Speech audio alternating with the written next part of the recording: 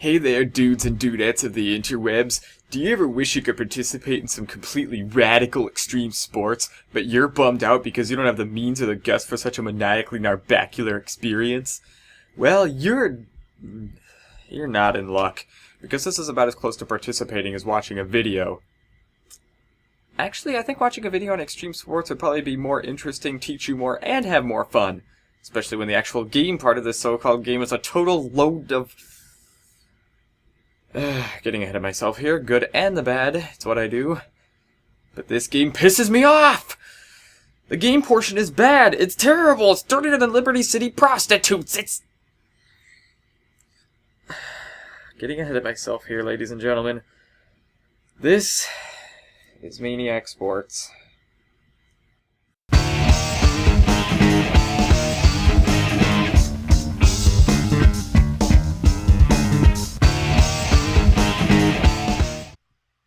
Maniac Sports is a game released in 1994 by Amazing Media. Sorry, I just find the irony rather humorous. Anywho, it's also published by the Software Toolworks. Yes, that Software Toolworks, of Mavis Beacon Teaches Typing and Chessmaster fame. Of course, like everyone else in the 90s, it seemed they had to get on the full-motion video craze as well, as evidenced by the fact that there's at least 3 more of these damned things. Great, more obscure FMV titles to track down. Although, starting this game up, it actually doesn't seem so bad. Aside from the typical disclaimer anyways. The information and experiences presented in Maniac Sports are not instructional but are intended for entertainment purposes only. Engaging in the sports shown in this program is dangerous and can result in serious injury or death. Do not participate in these sports unless you know how to do so safely. We will not be responsible for any injuries or damages resulting in your engaging in the actual sports depicted in this program. No endorsement of any kind is expressed or implied by the depiction of any individual or any equipment in this program. Click to begin.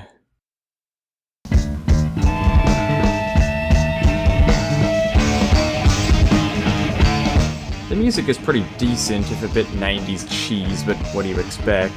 We even get former not-star of the 90s, Scott Sundell, to guide us. Hello, welcome, welcome, welcome. You're on it.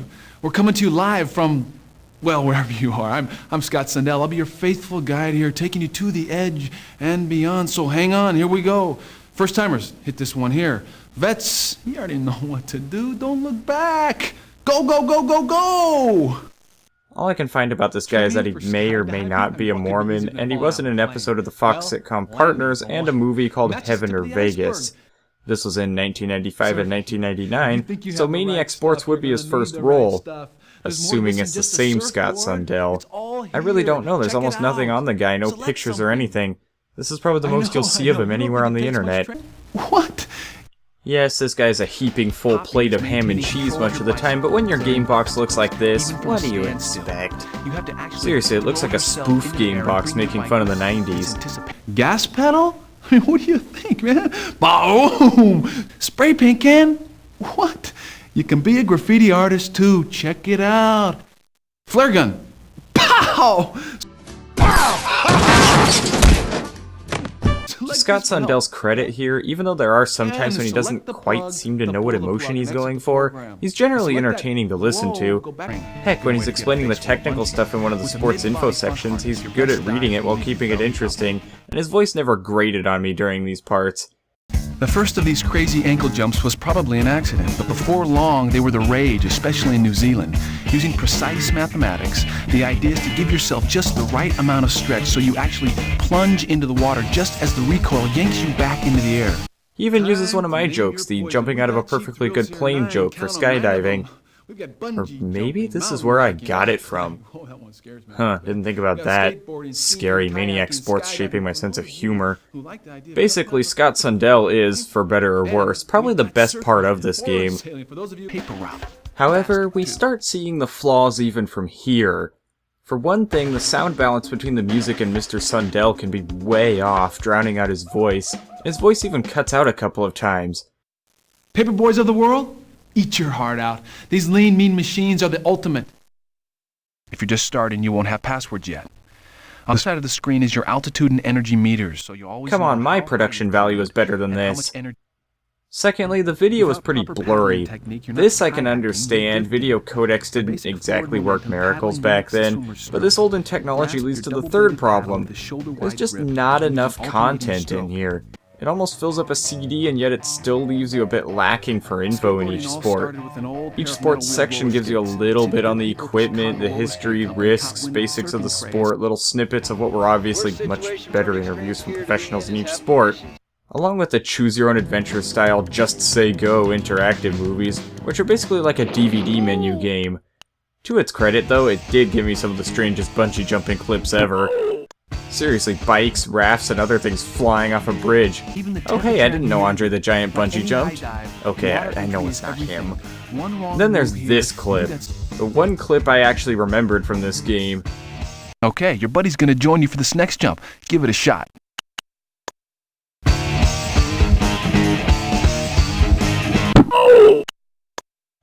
Yeah, you just saw that. That is a couple getting pushed off a table, along with a maybe upskirt shot? You perverts? It's just bizarre that something like this is in this game. One random clip of people getting pushed off a cliff. Also, I'm pretty sure this guy lost his tandem jump partner in the water there. Look at it again. Yeah, I'm pretty sure. Look at that.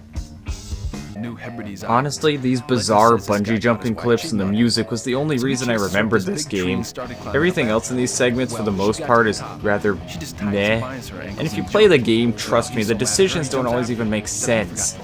Although I suppose it would have been kinda cool to see this back in the days when you couldn't just pull videos off the internet of just about everything like we can now.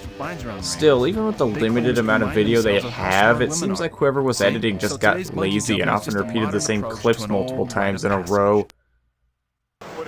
Honestly, I wouldn't be too bummed out if these parts were a bit more thorough, but like I said, due to the limitations, we don't get interviews, we only get little snippets. We don't get Scott Sundell explaining in-depth technique, we get the bare bones. Though, honestly, I'm not entirely sure I want Scott Sundell explaining to me how to do dangerous sports. Look around! Check out all the gear, man! This thing is the ultimate rubber band! Check this stuff out. Select any of the equipment now. Select to find out how. Why comes later. Alright. Insane, man. Where'd you learn to skate? The Indy 500? So yes, this part of the game is a letdown, but that's not why I'm here. Oh no. Oh, dig this? You gotta go for Mondo Rock. No, I really don't, Scott. I would rather piss fire like Nicolas Cage from Ghost Rider 2 than go through Mondo Rock again. How do I describe the gameplay of Mondo Rock? Imagine walking through a maze with invisible walls, while random parts of the floor are booby-trapped with mines and springboards that point backwards from the exit. Then you've got a decent idea of what this is like. Maybe add in a few fists from the wall trying to punch you in the balls. The workings of Mondo Rock are simple enough. Each level basically takes place on a 9x6 grid with fancy graphics, and this grid is filled with items that replenish your energy, which is basically your health. Like soda, orange juice, energy bars, and whatever this is. Gourd? Gorp? Whatever it is, it's great. Hey, at least this game isn't sponsored by Power Bar or something. Oh, there's also water, but it hardly restores any energy, oddly enough. That's right, don't take water with you when you climb. Pfft, please, who needs water? No, bring your soda, OJ, and Gorp. There's also obstacles to get in your way, like scorpions, cobras, loose rocks, falling rocks, hawks, and bushes, which all make you lose energy. One of the major problems with this game is that all these obstacles I mentioned, aside from the bushes, are all invisible, or at least not visible for very long in the case of falling rocks. To add to the bullshit, that's not even consistent. Some of the falling rocks are random and you have a chance to get out of the way, even if it's a very brief window of opportunity. Others are triggered by going on a certain space like the other obstacles, and you can't do a thing about it. And sometimes it's hard to tell the difference between the two. To cap off this load in your pants, you can only move certain directions in each tile, so in addition to navigating an invisible minefield, you're also navigating an invisible maze. One of these things would be bad enough, but when you stack them, you have just about one of the most frustrating, unfun games in existence. There are a couple of other problems, but thankfully they can be fixed. For one, the climber's voice that will yell out something when you try to climb a direction that you can't go. No way! Where to? I'm not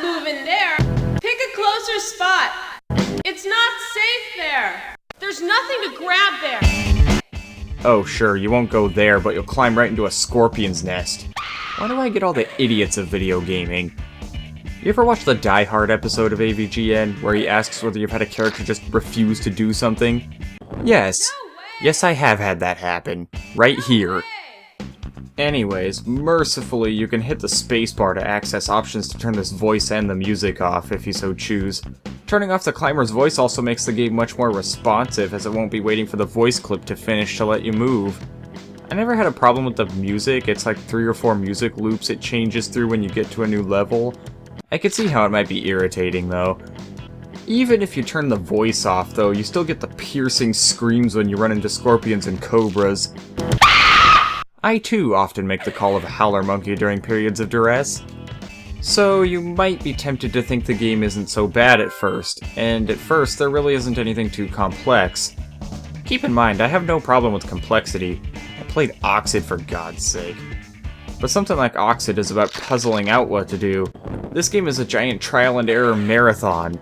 That does not make a good game. Another problem you'll see with this game, aside from the giant flaws in the concept of it to begin with, is that you can really only exit the stage on one specific tile. Oh, and they'll often trap several of the other top tiles. It's a beginner's trap. They put all that shit up there just to make the newbies fail. Heck, on later levels, almost nowhere besides the path you're supposed to go on seems safe. To Mondo Rock's credit, thank Arceus, it actually has checkpoints, or altitudes as it calls them. You start at the bottom of the cliff, or altitude 1. There's 6 altitudes, so that makes 5 checkpoints over the 57 levels to reach Mondo Rock's summit. Oh, and you also get random bonus levels. Random as in they don't seem to be a guarantee, unlike everything else in the game. In a bonus level, your energy doesn't deplete, you have free reign on climbing, and you can collect energy replenishing items for 30 seconds. Makes for a nice bit of relief, if you're lucky and run into one anyways. But like I said, it doesn't seem terrible at first. It's by no means a good game at all, but you might glide up the first altitude just fine. You may run into another problem this game has, though. You click at all, one extra time after you start making the move to climb onto level 12, you will skip the password entirely. Have you ever heard of a dialogue box, you assholes? Using the same button as your main method of control to skip past the password isn't just a dick move, it's a bag of dicks. You might think I'm over-exaggerating, that it's a tiny little flaw or something that I messed up on once, but no, I had to climb the first altitude 3 times to finally be careful enough to get the password. Yeah, it doesn't even show up in a single frame if you happen to accidentally skip it, so even recording footage won't save you. Oh, and if you happen to enter an altitude's password in-game, you keep the energy and lives you have when you enter the password. So, say I have no lives left and half energy halfway up altitude 2, and I figure, oh, this is impossible, I need to retry altitude 2.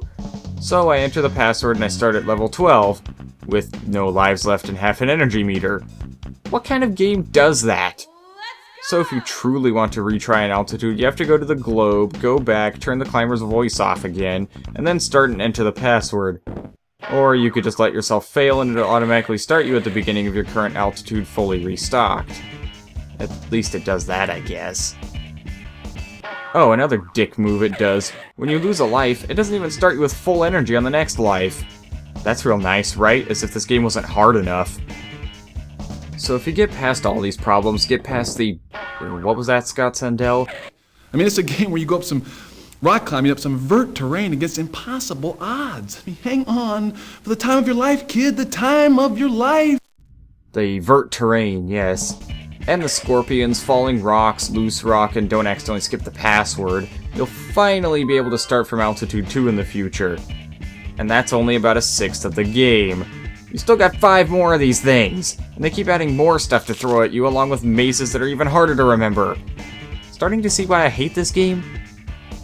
I guess it's kinda cool that all the passwords were rock climbing terms, so they actually did a little bit of research. For altitude 2, it's cracks. So like the butt crack this game is, I type that in, and now we start running into cobras.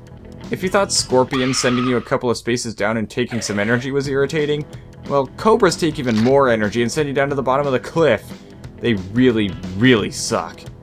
But if you happen to find I guess it's an anti-venom pill or something, you get protected from them at least a few times. You know, I wonder if this is like Scarab of Ra, and all the energy bars, orange juice, and anti-venom pills are from the climbers who didn't make it? I mean, who else would be putting all this stuff up here? The climbing fairy? Now, so far I was still making the mistake of trying to remember everything in my head to get past this game. Not going to work, trust me. So while the first altitude only took me 2 attempts, 4 if you count trying to get the password, altitude 2 took me about 10 tries to get past. So I probably wasted a good hour of my life on this shit already. At least the game looks nice, I guess. About the only good thing I can really say about it other than the fact that there's actually passwords. Now, in Altitude 2, you may run into another oddity. An invisible energy item. Sleep. It works like any other energy item, basically, except you can't see it, and it's really effective. Yay, more trial and error, just what I wanted! Ugh. In one of this game's few funny moments, though, you can actually make the person climb a bit during this sleep. Yep, she can sleep climb. I gotta admit, that's some talent right there. So after just barely getting past Altitude 2, I got the password for Altitude 3. Face.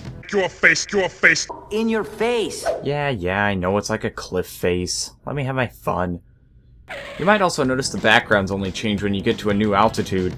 No changes at all in between. Come on, guys, you had like 60 megabytes left on the disk. You could have given us some visual variety on the cliffs or something.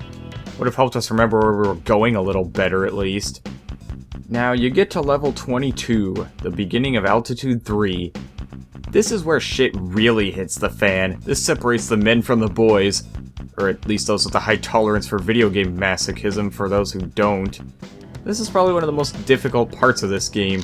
I spent a good couple of hours, almost 20 attempts doing this part. If you can get past Altitude 3, then you have a chance of conquering Mondo Rock. If you can't, I don't blame you in the slightest. I was about ready to give up at this point and just say, screw it. There is some things you can do to help yourself. Take notes. Write down which of the 9 spaces you use to exit. Write down any of the obstacles you run into often. If you can, write down a direct path through the level so you can just breeze through it.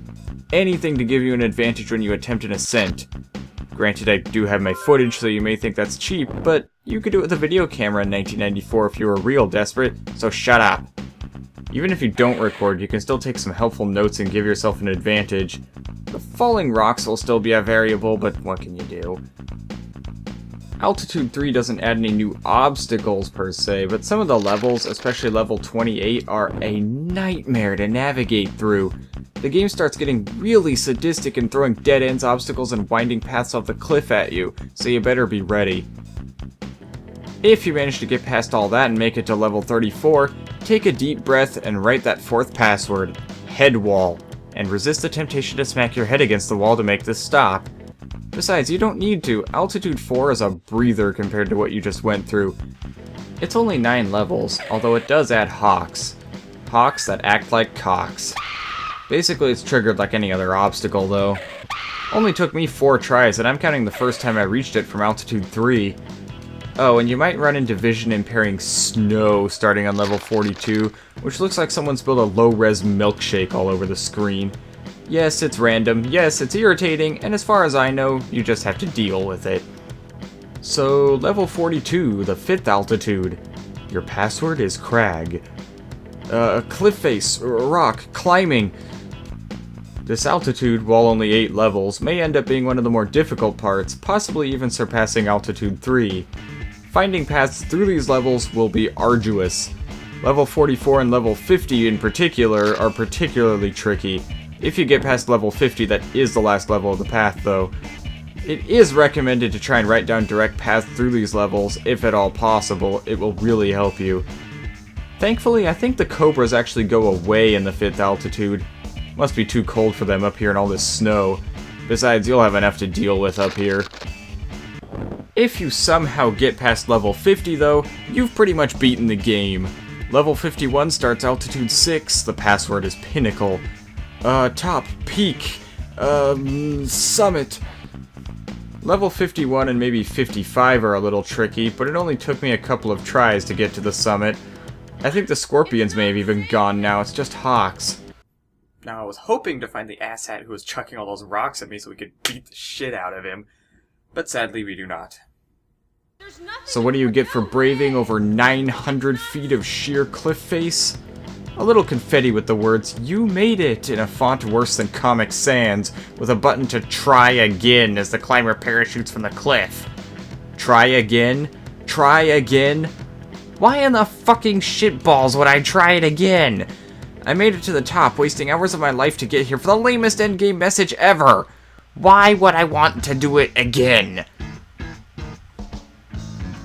So that's Mondo Rock, the actual game portion of Maniac Sports. In short, it's a bunch of Mondo cock, and unless you like mental pain and swearing at your computer, I'd stay as far away from it as possible. You people are lucky I feel it's my civic duty to archive and play the games that get no attention, but this one was buried for a reason. There's only a game for one of the sports, and it's terrible.